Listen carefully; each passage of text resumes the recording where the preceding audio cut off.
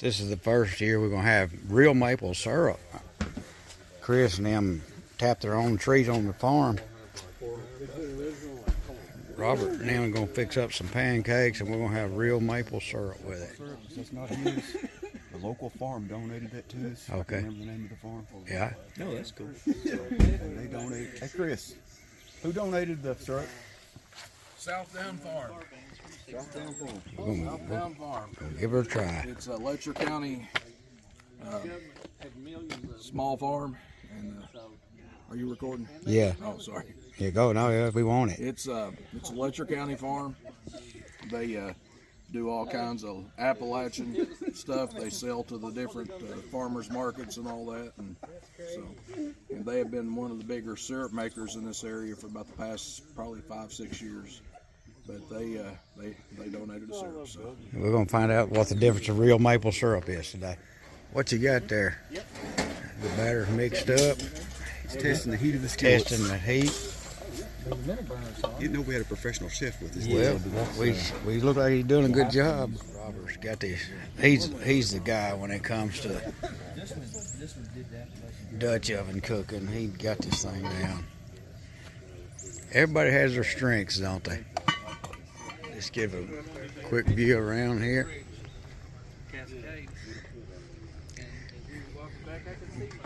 Kind of give you an idea of what's going on. Got the cooks going on over here. There you go. See? That's exactly the way Mom used to do it.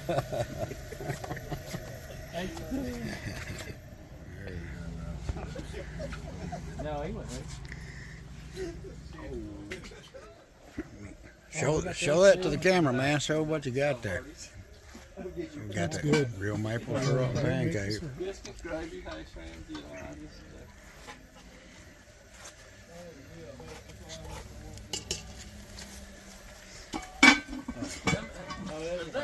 These are Ohio, Washington, Ohio here. The guy over there brought it in this. Look for that sharp edge right there.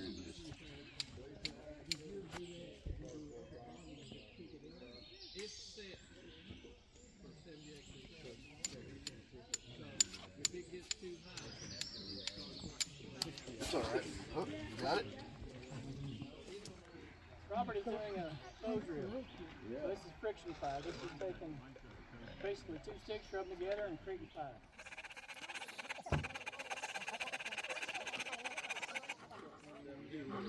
How far back does your notch have to be? I'll show you that here in just a second. I'll try to go about a quarter way into the burning. So try to keep your bow as level as possible. At the same time, brace your arm or your wrist if you can against your leg. Try to keep your leg as straight as possible. You want to keep this spindle straight up and down. If you got it angled out like this, it's going to roll out the side. And if you go that way, you're not going to get the dust and ember coming down the way you want it. You want to keep it straight. Keep working in the work. Like I said, there's no hurry right here. Take your time.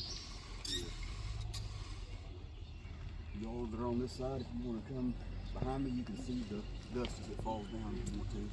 Your bow is hitting that side.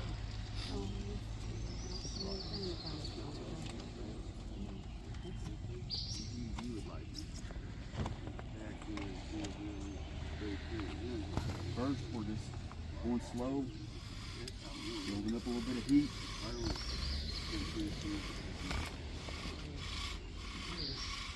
You gotta find a sweet spot when you're mashing on this. If you mash too hard, it's gonna bind up and you're gonna spin it very well.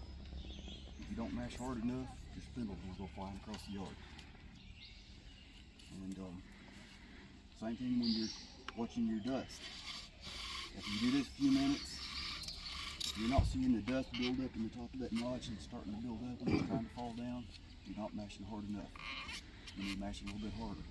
And like I said, if you mash too hard, you're gonna bind up. You gotta find that sweet spot.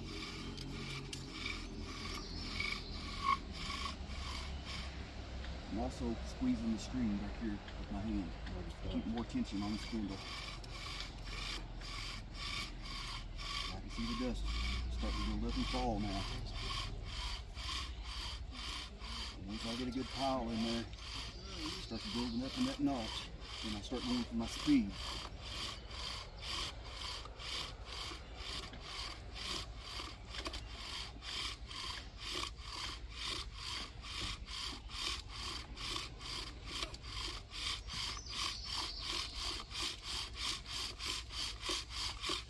Save your speed for the last.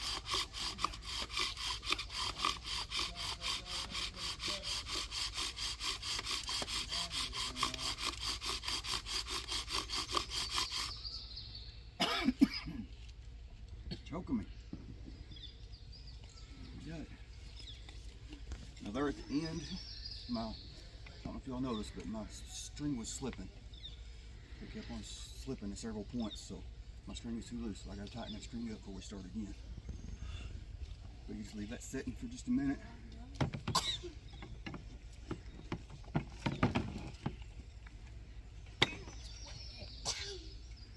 You don't want to rush it right now.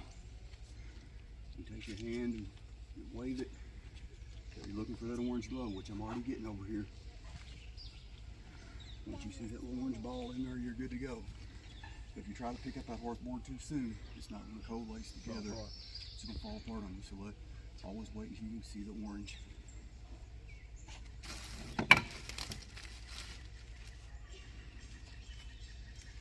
This is just a shredded jute twine. You can get it at Walmart or any craft store. Roll of jute twine, you can shred it up, makes an excellent tinder bundle. You can go out here in the woods, I'll find a cedar tree. You get the bark off the sunny side of the cedar tree and you shave it off and do the same thing. So I pick this up, I'm just going to kind of give it a bang there to make sure everything falls out. Still held some up in there, but they don't matter. We got enough to carefully pick it up. We call this a bird's nest. Just gently drop it in there. Push it in around your ember. Don't look down at it, don't blow down. Heat rises, flame rises. If you're blowing down, it's going to a flame. Don't blow up in your face. Always blow up. Just blow gently. Right on that ember.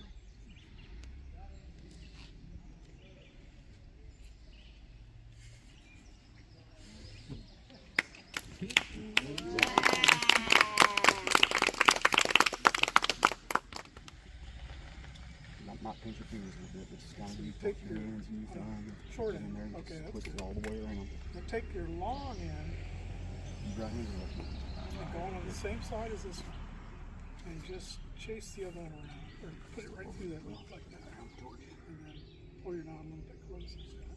arch of your foot. Get it backwards. There you go. So, Good, that's good. yes. Now on this short end, let's tie another overhand knot. Hold your left hand on the burn block. This is called a Canadian jam knot or an arbor knot. Okay. You want to leave a little bit of a, I don't have to leave this long, but you Now, want to you leave a got the little whole bit of bow. what's called the I tag forgot to end mention right here. before. But Don't use those. actually, short you've done it strokes. already, so Use just your, pull hold a it back little here bit at the end and squeeze. Okay. Squeeze on the string. Use the whole width of your string if you can. The free end and pull that, so you've got an adjustable loop. Now, if you flip this around, So let me turn this around just a little bit so I can pull see. it tight. I put the arch of your foot in there. You can get better pressure for the arch. There you go. Pull it.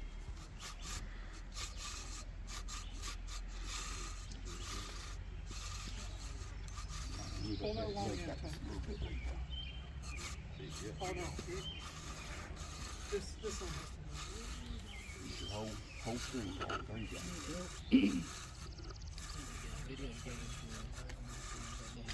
See the smoke. See dust. Get that tape. Make your string at the end. So just keep your slow pace right now. Shake your in. Good haul dust. Don't slow down. Stay in close.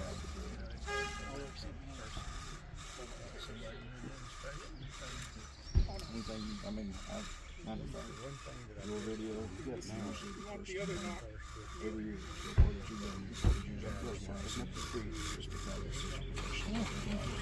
I'm not young boy, you go faster than that, man. Come on.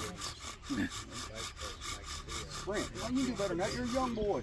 Oh, you got it. You're done. He may have an amber already, though. Yeah, he's got it. I think he had it before.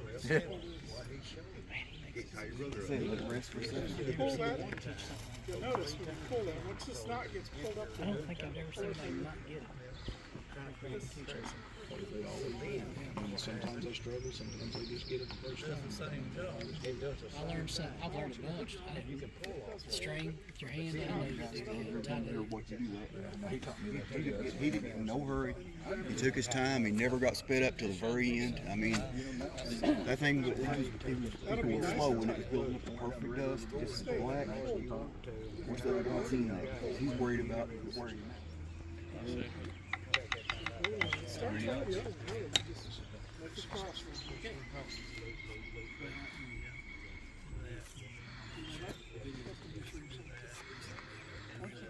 Pick it up and try to drop it in there all in one piece. Don't swing it. Was there 200? You know what I mean? So they see that because they're, people are, they see that and they're like, I'm missing something. I'll go next year. If this is the end you want your loop on, Blow, shoot, you blow one. Just hold it up. Face to face this. Just blow. When you blow one out, you feel it get warm. That's keep it that pace. Don't blow too hard. You blow hard enough. Yeah, I did.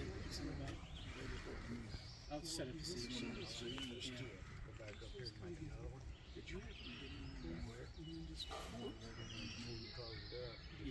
More enough for there. I made two with a fair rod holder and one just the collars for looks, just to dress up the morning.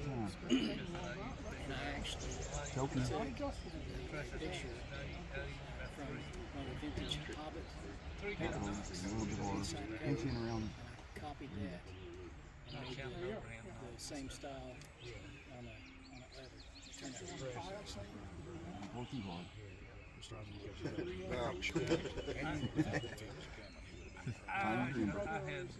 You got it. I forget what kind of material they come out with. You got it. I don't believe that. Really work good. Maybe you hear the boss. Made a climb Hey, boss. That one thing so bad. Who's the boss? and Mama said, that's a good answer. You know it's a good fire when it makes you cry. There it is. I always use Yeah. Yeah. Good job. Great job, man. Thank you, Robert. Now he can go home and say you want it. tell them guys he knows how to take two sticks and make a fire. Yeah.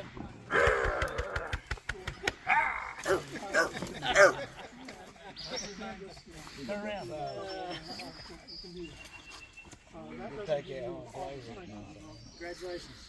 Now you can Great job, man. cut Proud your of you. fire. There you go. Burn your face. Find you a tree limb, straight and curved.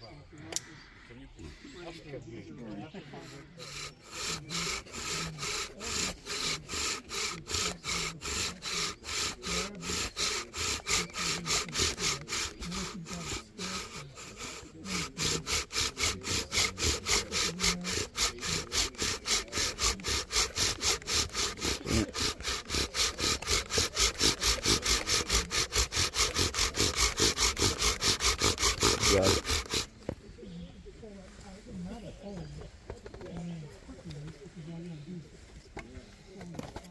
Chris is going to help me.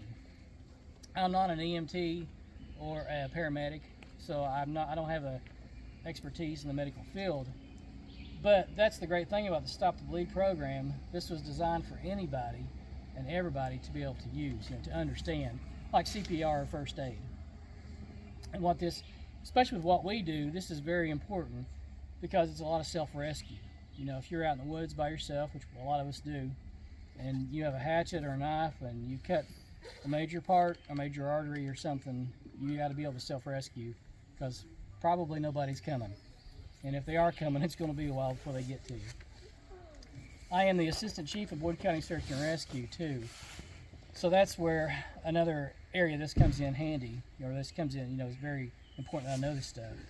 And by doing that, I also become an instructor. I just enlisted or got online and signed up to be an instructor. But that being said, I don't want you to think I'm a medical professional. So if I say something wrong, that's why I have Chris here. He can say, no, that's not right, because he is an EMT, or used to be, I guess. Still am. There you go. So he will tell you more, or if you have questions. And again, this is a discussion, so I want everybody's input, and I want you to get something from this, not just listen to me speak or read. I was telling Kenny this morning, I've been an EMT since 2008. Wallace's cousin, who's my brother-in-law, I've actually worked on the ambulance with him. He's a full paramedic. I've been on car wrecks. I've been, on search and rescue missions, or whatever you want to call it, where we pull people out. But I never encountered an artery bleed. And you would think in car wrecks and all that would be the first place you'd see it. The first one I ever saw was in the most unlikely place that you would ever find an arterial bleed. My wife and I had been to Lowe's over here in Norton. The salesman that had sold us the stuff was helping me load the stuff into my truck. Well, in the meantime, one of the other salesmen had brought up one of their carts. You know how they got their carts, and it had metal tin, corrugated tin on it. The salesman that was helping me raked his leg up against that tin. Seemed pretty minute until he pulled his pant leg up. He pulled his pant leg up to look how bad it was, and when he did, blood squirted from his leg over onto my shoes. And every time his heart would beat. And I'm talking pressure. There was pressure on this. I said, "You've cut an artery." And he's like, "You think so?" I said, "I know so." I said, "Watch, every time your heart beats, you're spurting blood." I said, I looked at one of the other salesmen. I said, "Call 911, get an ambulance here." Well, in the meantime, he's sitting here, this pool of blood is getting bigger and bigger, and it was just it looked like a little pin, like a little pinhole. I ran to my truck, which was right there. I have a jump pack I keep in my truck, and it just so happened I had some combat blood-stopping dressings, like you pack a bullet wound with.